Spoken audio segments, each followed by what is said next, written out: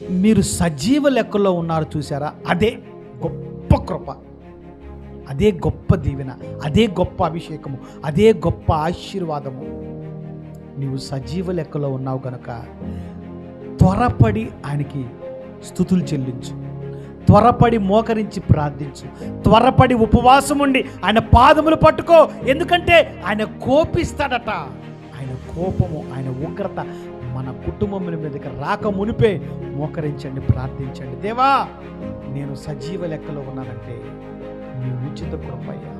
నా సంఘము సజీవ లెక్కలో ఉన్నదంటే, నా బిడ్డలు సజీవ లెక్కలో ఉన్నారంటే, నా తోటి ఉద్యోగస్తులు, నా తోటి వ్యాపారస్తులు సజీవ లెక్కలో ఉన్నారంటే అది కేవలం నీ ఉచిత కృప ప్రభు అని మోకరించి ప్రార్థించి, ఇదిగో నీ హృదయాన్ని ఆయన పాదముల దగ్గర నువ్వు కుమ్మరించుకోగలిగితే అంతకన్నా గొప్ప ప్రార్థన, అంతకన్నా గొప్ప ఆశీర్వాదము ఈ జీవితంలో మరొకటి లేదు.